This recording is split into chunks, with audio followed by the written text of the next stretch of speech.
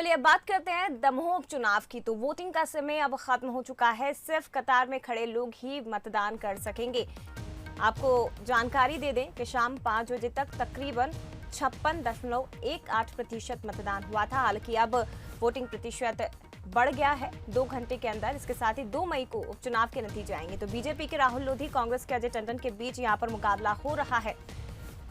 जनता आज बाहर निकली घरों से और उपचुनाव के लिए वोटिंग की। हालांकि 7 बजे वोटिंग का समय खत्म हो चुका है। सिर्फ कतार में खड़े लोग ही वोट कर सकेंगे। इससे पहले 5 बजे तक की यदि आंकड़ों पर नजर डालें तो तकरीबन 56.18% वोटिंग यहां पर हो चुकी थी।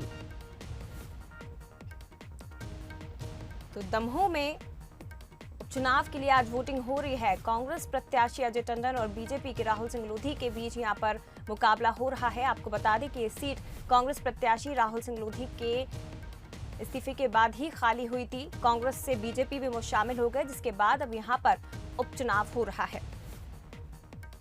तो आज उपचुनाव के लिए वोटिंग हुई और तकरीबन आपको बता दें 2 मई को अब इसके नतीजे आएंगे।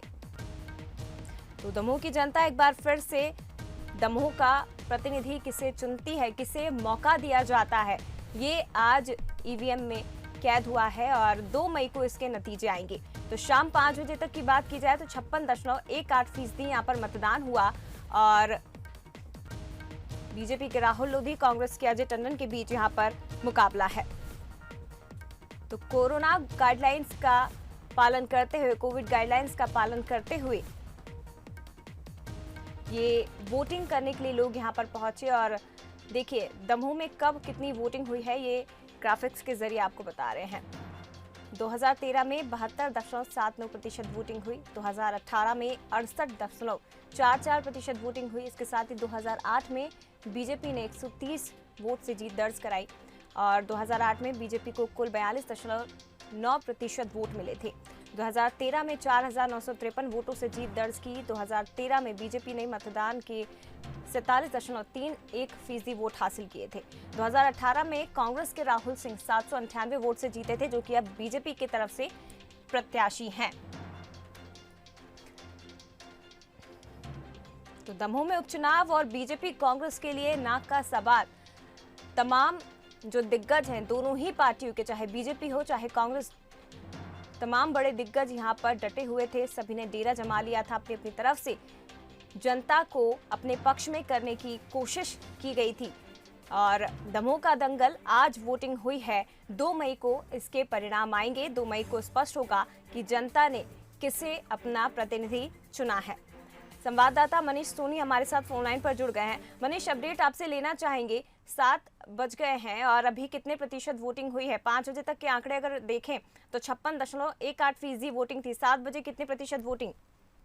बिल्कुल 7 बजे का अभी वोटिंग जो परसेंटेज है, जो शासकीय वोटिंग परसेंटेज है, वो अभी तक सामने नहीं आया। केवल 5 बजे का आया 56.18 जो कि परसेंटेज था वो पहले सामने आया था। लेकिन अगर 7 बजे की बात की जाए तो ये और भी बढ़ सकता है। 60 के ऊपर भी ये परसेंटेज पहुंच सकता है। थोड़ी ही देर में ये जो चुनाव आयोग उनके द्वारा इसको अपडेट कर दिया जाएगा और बता दिया जाएगा कि कितने प्रतिशत मतदान दमोह चुनाव में हुआ है। 7 बज चुके हैं और ये जो वोटिंग है वो पूरी बंद कर दी गई है। मैं आपको बता दूं, जो आखिरी का 6 से 7 घंटे का था वो स्पेशल लोगों के लिए दिया गया था। खासतौर पर जो कोविड पेशेंट थे उनके लिए भी इसमें मतदान की अनुमति थी। शुरुआत से बात की जाए तो दमोह में जहां सुबह 7 बजे से मतदान शुरू हो गया था, शुरुआती दौर में काफी कम मतदान था। करीब 2 घंटे में 8% मतदान हुआ था। लेकिन जैसे जैसे दिन बढ़ता गया मतदान प्रतिशत भी बढ़ता गया और शाम 5 बजे 56.18 जो मतदान प्रतिशत था वो हो गया था। अगर 7 बजे की बात की जाए तो अभी ये अपडेट नहीं हुआ है, बहुत जल्द इसको अपडेट कर दिया जाएगा। उम्मीद जताई जा रही है कि 60 से भी ऊपर दमोह में मतदान हुआ माना जा सकता है। बिल्कुल, तो एक बार फिर से जानकारी दे दें कि शाम 5 बजे तक के जो आंकड़े थे वो 56.18% थे और हालांकि अभी तक 7 बजे क्योंकि वोटिंग खत्म हो चुकी है, केवल लाइन में लगे लोग ही यहां पर वोट डाल सकेंगे। लेकिन अभी तक आंकड़े सामने नहीं आए हैं।